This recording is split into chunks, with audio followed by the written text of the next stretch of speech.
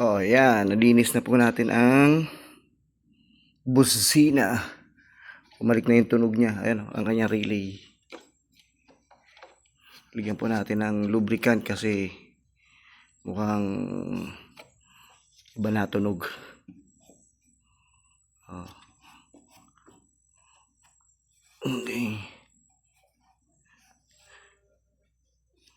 Yan. Ito po ang vacuum type na fuel cock. Ayan o. Oh. Ayan po siya. Yan. Pag umandar po ang makina, tutulo ang gas. Pero pag hindi umaandar, hindi po tumutulo ang gas.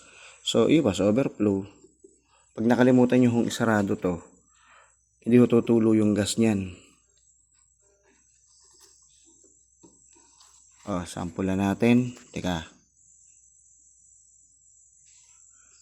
Saan yan? Ay, wala pala akong tie wire. Kaya pag may tie wire, gawin natin yan. Oh, hindi naman nag-overflow yan. Oh. Yun, yung sa gustong maniwala, gawin ninyo. Pero kung ayaw maniwala, nasa sa inyo. Nasa inyo ho yan kung ayaw nyo maniwala. Pero eto ho yan sa akin. Ilang taon akong nakakabit yan. Isang araw ho, puputulan ko to kasi masyadong mahaba. Parang, ayan o. Bibili ho tayo ng panibagong hose. Yung busina o. Tapos yung MDL niya gumana na. Oh, yung low beam, high beam. Kasi nagloko po yan during punta po kami. Ay, yung umuwi po ako ng Aklan. So, relay lang po yung naging problema niyan. Medyo madumi na. Kaya ganun. Ito po, dito ko po ilagay ang busina para hindi ko basta-basta nakikita. Ayan po. Ayan o. Oh. May busina po tayong binibenta rito. Ganyan yung busina ko. Ayan o.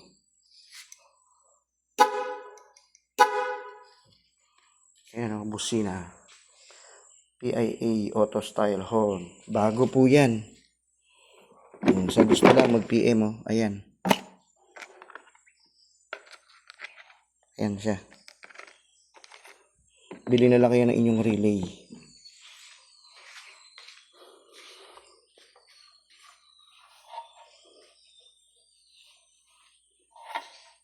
Okay. Nabuksan ko na yung kabila. Nilinisan ko na ho yung relay dyan. Tatanggal na naman ito. Kaya ito natanggal.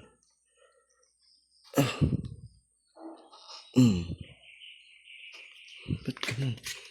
Lumaki. What's happening? Ba't bumukol ka? Oh.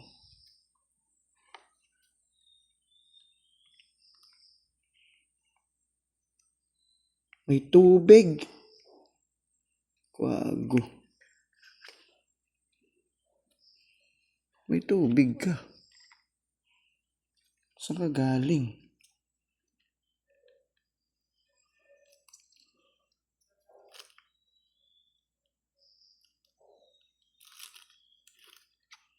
Ay.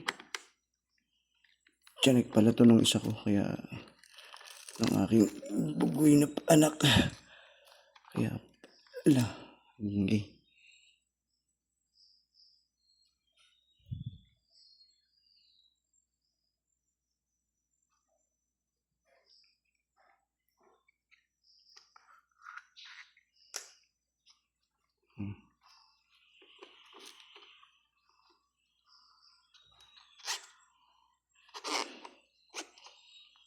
Yun o.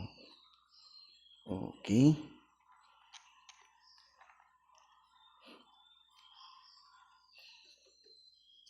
At baliktad yata. Oo nga, baliktad to. Tingin pa ganyan. Yun.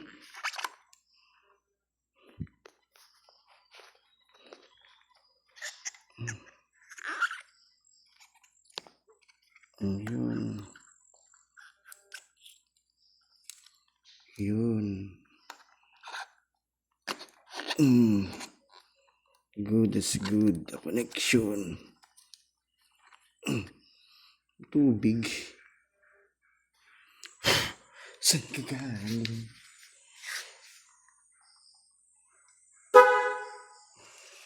Thanks for watching.